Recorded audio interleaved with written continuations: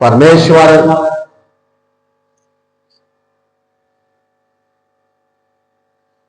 के वचन में हमने पढ़ा, भज से 23, यहोवा मेरा चरवाह है। इससे पहले कि हम आगे बढ़े, हम एक लंबे समय से एक विशेष चीज के लिए प्रार्थना कर रहे थे, और परसों मैं एक फैमिली को प्रभु भोज देने गया, और वहां से जब वापस लौटा और मैं एक दुकान से मुझे कुछ सामान लेना था, और मैं उस दुकान पर खड़ा था, बगल में ही एक खाने का होटल था,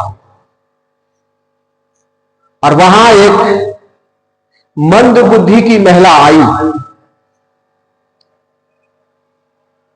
और उसने मुझसे कहा,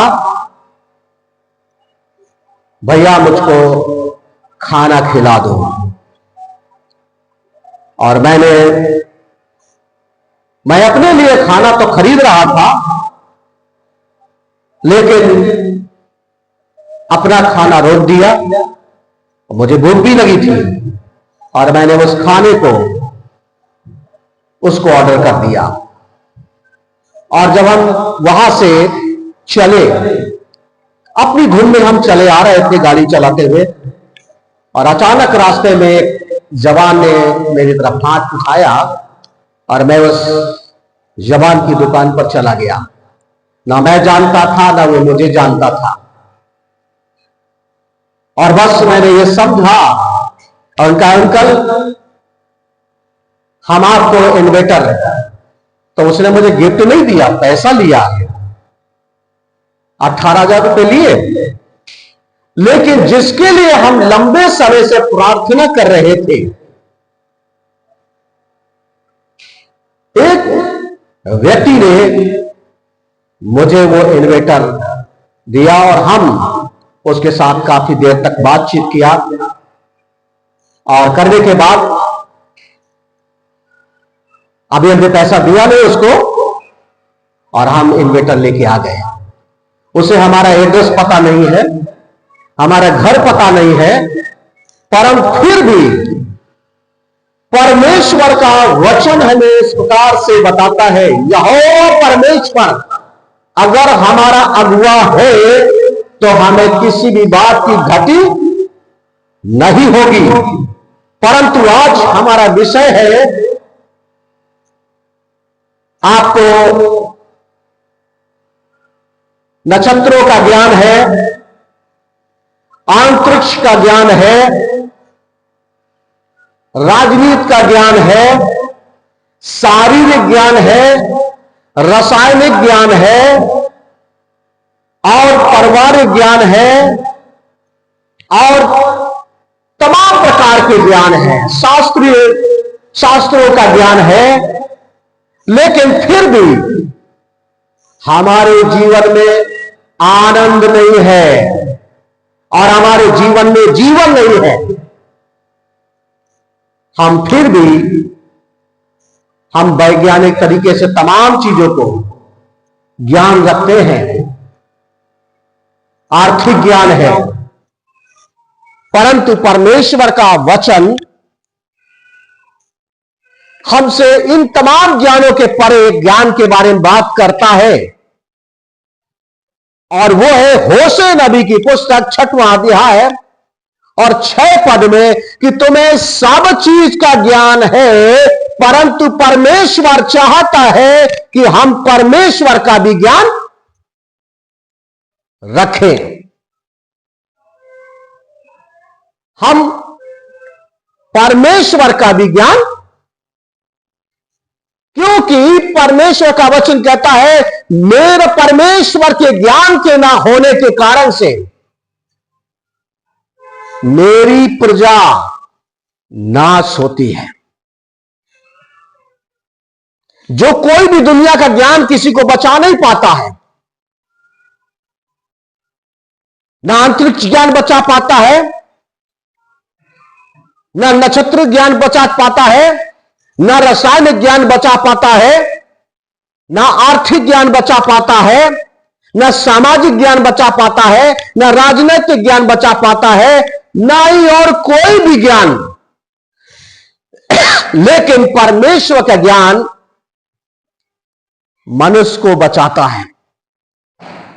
होशे नबी जब ये बातें कर रहा था, लोगों ने सुनी और उन्होंने ऐलान कर दिया,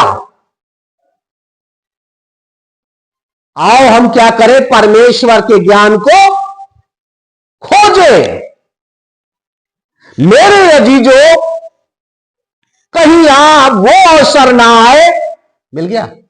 4 का 6 पढ़िए, उसका उसी का 3 पढ़िए, 6 का 3 पढ़िए।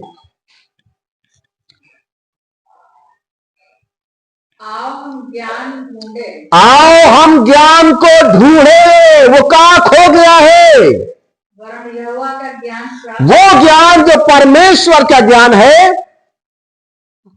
वरन यहोवा का ज्ञान प्राप्त करने के लिए यत्न भी करें, और उसके लिए हम प्रयास करें कि परमेश्वर का ज्ञान हमें मिल जाए। क्योंकि यहोवा बस परमेश्वर का ज्ञान उसको पकड़े रहें, क्योंकि परमेश्वर का ज्ञान प्रकट होना बोध का काम। नहीं, उसको 4 का 6 पद पढ़े।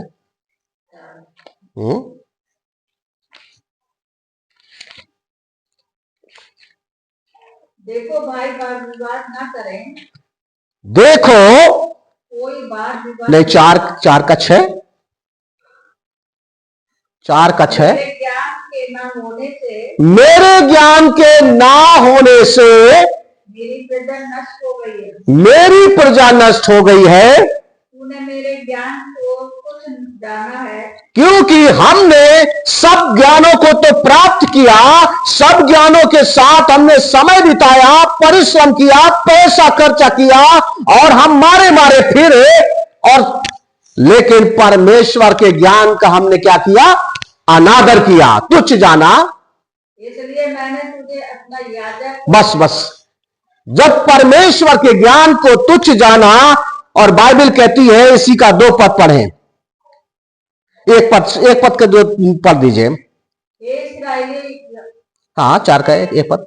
यहोवा का वचन सुनो। हाँ, इस देश के निवासियों के साथ यहोवा का मुकदमा है। हाँ, इस देश में ना तो कुछ सच्चाई है, इस देश में ना कुछ सच्चाई है, ना कुछ करुणा, न करुणा, ना कुछ परमेश्वर का ज्ञान है, और ना परमेश्वर का ज्ञान है। जहां परमेश्वर का ज्ञान ना हो, वहां पर केवल एक ही बात होती है, और वो है, आगे पढ़े दूसरा पद, वहाँ शाप देने, झूठ बोलने, वहां साप देने वाले और झूठ बोलने और वध करने वाले और चुराने वाले और व्यभिचार करने वाले नहीं होता, और इसके अलावा कुछ भी नहीं होता। कहा? व्यवस्था की सीमा को लांघकर, वो व्यवस्थाओं की सीमा को लांघकर काम करते हैं और गलत करते हैं, और खून ही खून होता रहता है, और हर दिन खून ही खून होता रहता है।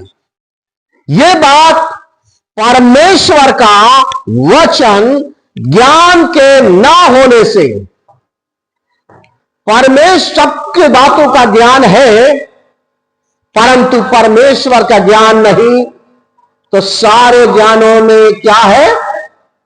ये बातें, साप, झूठ, बद, चोरी, व्यभिचार, अधर्म, कुकर्म और हत्या, तमाम चीजें बातें हैं, क्योंकि वहां पर करुणा भी नहीं होगी, वहां सच्चाई भी नहीं होगी, और वहां ईश्वरीय ज्ञान भी नहीं होगा। परमेश्वर का वचन हमें इस प्रकार से बताता है, इसी का 4 का 1-2 पद पढ़ लिया हम लोगों ने। लूका 1 का 77 में, ये पहला अध्याय और 77 में इस प्रकार से परमेश्वर का वचन कहता है, लूका पहला अध्याय 77,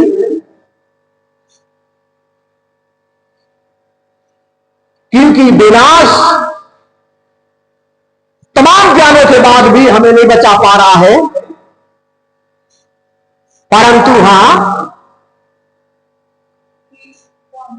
77 उससे लोगों का उद्धार का ज्ञान दे, कि हमें परमेश्वर के उद्धार का, छुटकारे का कोई हमें ज्ञान दे, जो उनके पापों की क्षमा कर, जिससे एक बड़ी बीमारी या कहे एक बड़े कीटाणु को, पापों की क्षमा का हमें क्या करे, ज्ञान दे, ज्ञान प्राप्त करे, ज्ञान क्षमा के लिए। और ये सब चीज इंसान कर सकता है। जब अदन में मनुष्य ने पाप किया, वहां क्षमा नहीं मांगी, वहां एक दूसरे पे उंगली उठाई, एक दूसरे पे दोष लगाया, खुद के अंदर झांक कर नहीं देखा और न पश्चाताप किया। परमेश्वर ने कहा पाप ने इसे क्या कर दिया है, मार दिया है। परमेश्वर ने तो कहा था तुम इसे छूना नहीं, तुम छूने से मर जाओगे, इन्होंने तो खा लिया है, अब ये जीवित नहीं है। इसलिए उनसे कोई ऐसी बात नहीं निकली जो जीवन की होती, और उन्होंने कहा इसने मुझे खिलाया, इसने मुझे। और इसके बाद बाइबल बताती है मनुष्य ने पाप किया और वो पाप की बीमारी, रोग हर एक मनुष्य के अंदर प्रवेश कर गया। और जो आज तक हम तमाम चीजें होने के बाद, तमाम ज्ञान होने के बाद, तमाम संसाधन होने के बाद, तमाम चीजें, लेकिन फिर भी हमारे अंदर कुछ कोई चुरा लेता है। उसकी वजह है अपने इस कठिन काम को करना कि मैं पापी हूं, मैंने पाप किया है। और उस पाप के बाइबल कहती है यूहन्ना का पत्री पहला अध्याय 9 पद में, यदि हम अपने पापों को क्या कर ले, मान ले, और मानना ही तो बड़ा कठिन है। आज भी तमाम न्यायालय में केस लगे हुए हैं, तमाम हर दिन कुछ न कुछ ऐसा हो रहा है, और उसकी वजह है तमाम हम दोष लगा देते हैं, लेकिन तमाम एक उसके कानून के विरुद्ध भी हो जाते हैं, और हम वो करते हैं जो हमें नहीं करना चाहिए, बल्कि हमें अपने पाप को मानना चाहिए था। मेरा पाप जो मेरे जीवन में है, उस पाप ने ही हमें इस अवस्था में खड़ा कर दिया। परमेश्वर का वचन कहता है, परमेश्वर यहोवा मेरा चरवाहा है, ना मुझे कुछ घटी नहीं होगी, ना जीवन की घटी होगी, ना आनंद की घटी होगी, ना शांति की घटी होगी, ना किसी वस्तु की घटी होगी, ना और कुछ घटी होगी। लेकिन भले ही वो कठिनाई से भरा हो, परमेश्वर का वचन बताता है रोमियो 3:23 में, सबने पाप किया है, चाहे जो भी मनुष्य हो, चाहे किसी भी भाषा, जाति, धर्म, भेदभाव का, रंग का, बोली का हो, हर एक ने पाप किया है और सभी परमेश्वर की उपस्थिति से दूर। हमारा काम है परमेश्वर हमारे जीवन में हमारे विनाश, नुकसान, ये तमाम बातें आती हैं और हमें दूषित जीवन तक पहुंचने नहीं देती। परमेश्वर जब बातचीत कर रहा था और जब लोगों से बातचीत करी, लोग पश्चाताप करते थे, मन फिराते थे, अपनी सोच बदलते थे, कार्य बदलते थे, व्यवहार बदलते थे, और इस तरीके से ताकि परमेश्वर को महिमा मिले। लेकिन परमेश्वर का वचन बताता है लोगों ने ऐसा नहीं किया और आज भी यही प्रक्रिया लोग अपनाते हैं, एक दूसरे पर दोष। क्योंकि इसलिए क्योंकि परमेश्वर का ज्ञान मनुष्य के जीवन में जीवन लाता है। यदि हमारे सामने अगर चुनाव करने का अवसर आए और हमारे लिए वो जरूरत है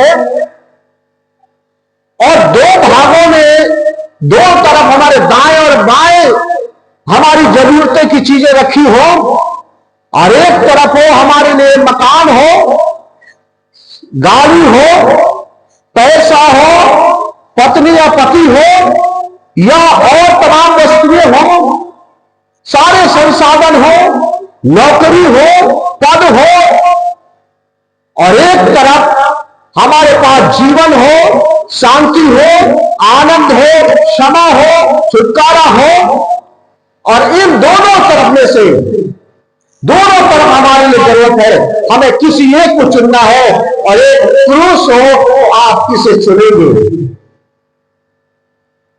हम सब अक्सर अगर चुनाव का नंबर आएगा, जरूरतें हैं, तो हम अक्सर चुनेंगे उन चीजों को, पैसा को चुनेंगे, घर को चुनेंगे, नौकरी को चुनेंगे। लेकिन एक पश्चाताप करने वाला व्यक्ति, सच को स्वीकार करने वाला व्यक्ति कहेगा ये सब चीजें हमें नहीं चाहिए, वो तो कहेगा मुझे जीवन चाहिए। ये बात व्यवस्था में भी वो सारे लोगों के सामने रखी और उनका मैं तुम्हें सूरज, चांद और दिन और रात को साक्षी बनाकर रखता हूं, जीवन और मृत्यु को हो सके तो तुम क्या करो, जीवन को अपना लो।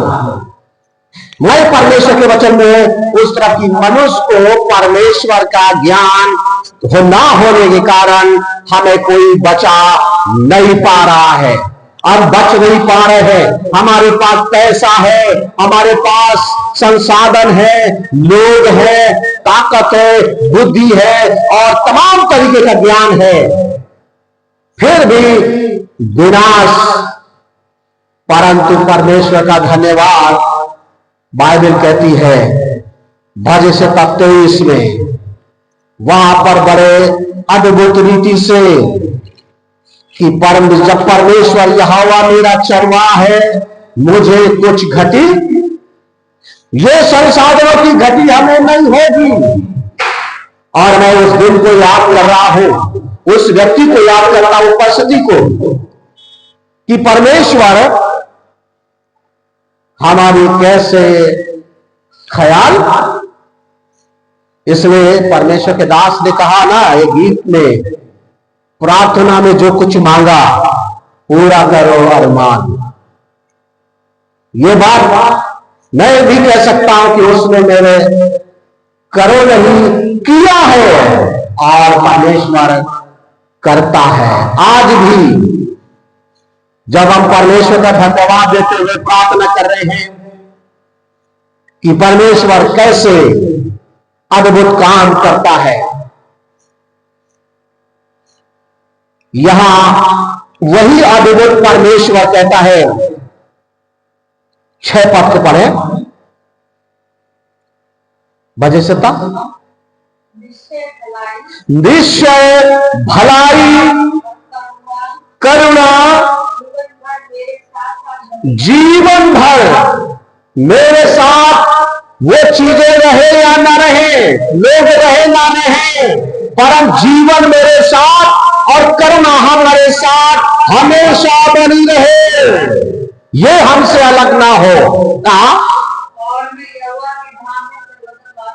क्योंकि मैं परमेश्वर की उपस्थिति में हमेशा वास। लोगों की दृष्टि में हमारे को हम ना रहे कोई फर्क नहीं पड़ता है। थोड़े दिन लोग याद करते हैं, अच्छाइयों को याद करते हैं, बुराइयों को याद करते हैं, कामों को याद करते हैं, इसके बाद ठंडे बस्ते फेंक देते हैं और फिर एक दूसरे पर उंगली उठा रहे, उनकी कमजोरियों को, परिस्थितियों को भूल जाते हैं और उंगली उठाना और ये दोष भावना आज भी पूरे विश्व में चल रही है। लेकिन परमेश्वर चाहता है कि लोग परमेश्वर का ज्ञान रखें।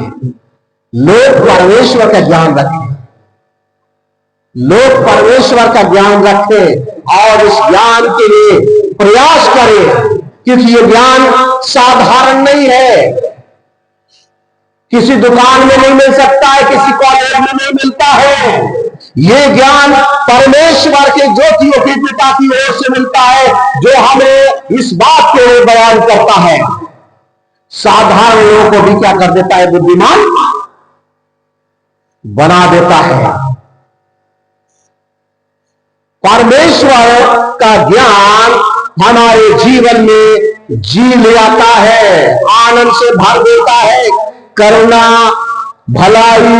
हम जीवन भर मेरे साथ क्या करेंगे? मेरे साथी बनकर मेरे साथ खड़े रहेंगे।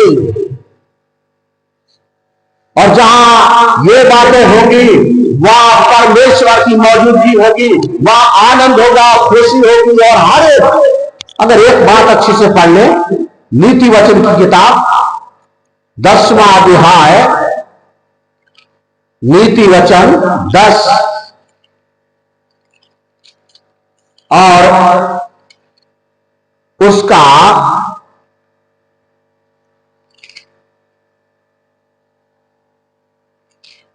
10 का 22 पद।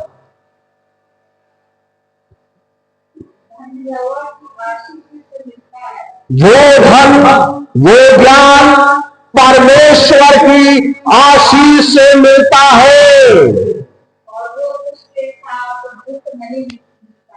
और उसके साथ जब परमेश्वर आप ज्ञान देता है, बुद्धि देता है, संपत्ति देता है, तो कहता है उसमें दुख नहीं मिलाता। और दुनिया का कोई भी व्यक्ति अगर कुछ देता है तो उसमें एक व्यवहार जुड़ा होता है, वापसी जुड़ी होती है। परंतु जो परमेश्वर देता है उसमें क्या होता है? आशीष, जो दुनिया के समान नहीं। आज परमेश्वर का धन्यवाद कि वो आज मेरे जीवन में ऐसे काम करे हैं। आपके जीवन में भी वैसे ही करने वाला परमेश्वर है, लेकिन हमें अपने जीवन में क्या करने की जरूरत है? झांकने की जरूरत है। और जब जीवन में झांकते हैं तो परमेश्वर का सामर्थ, चंगाई, छुटकारा, आनंद, शांति हमारे जीवन में प्रभाव डालती है। और जब लोग प्रभु के पास आते थे, प्रभु ने कभी किसी के ऊपर दोष नहीं लगाया, तू पापी है। उसने कहा वो सारे अड़चनों को मैं हटा देता हूं। और उसने कहा पश्चाताप, क्षमा। और जब क्षमा आ गई और वहां पर जीवन आ गया, सामर्थ आ गई, चंगाई और छुटकारा।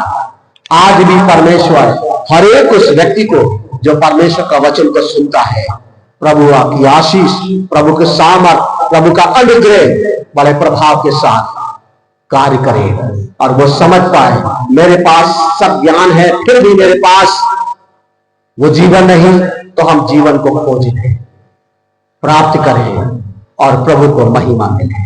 आइए हम प्रार्थना में चले। थैंक यू, धन्यवाद यीशु, धन्यवाद यीशु, धन्यवाद, धन्यवाद, धन्यवाद प्रभु जी, हालेलुया, धन्यवाद, धन्यवाद, ग्लोरी, हालेलुया, धन्यवाद, धन्यवाद, धन्यवाद, धन्यवाद, धन्यवाद, राजाओं के राजा, धन्यवाद, धन्यवाद यीशु, धन्यवाद, धन्यवाद, धन्यवाद।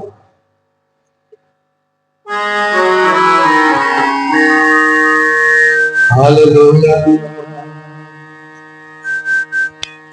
तेरी सिताए से होती है,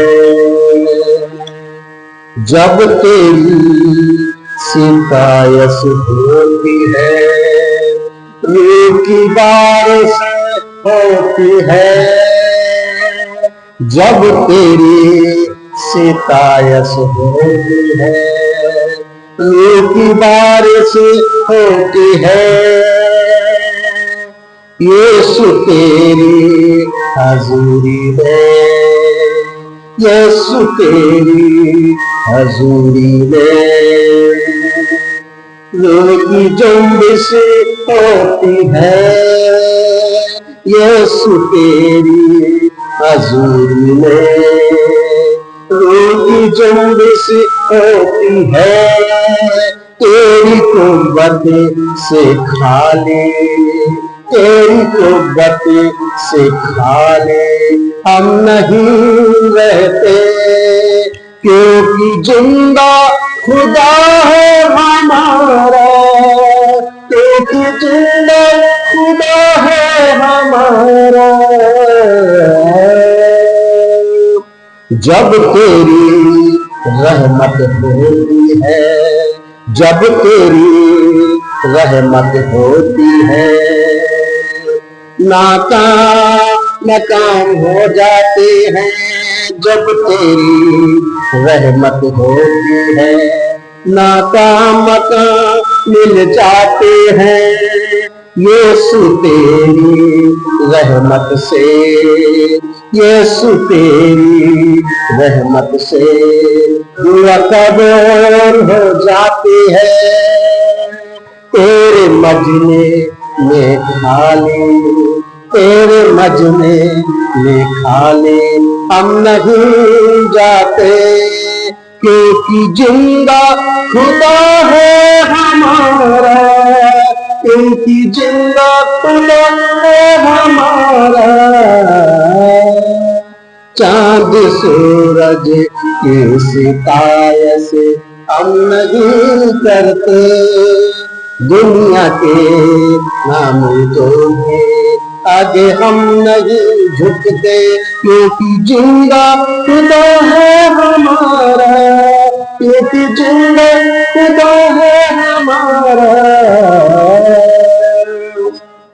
हालेलुया, धन्यवाद परमेश्वर। हमारा परमेश्वर जिंदा है, हमारे परमेश्वर पिता। आज जो लोग तेरी स्तुति करते हैं प्रभु, तेरी प्रशंसा करते हैं प्रभु यीशु मसीह के नाम में, उनके जीवन में एक सही निर्णय, सही सोच, सही कार्य करे और अपनी महिमा ले। जहां आज वो प्रभु अपने जीवन को तेरे सामने तोड़ते हैं, प्रभु उनमें आनंद भर जाए और वो भी तेरी महिमा कर सके। धन्यवाद के साथ प्रार्थना यीशु के नाम से।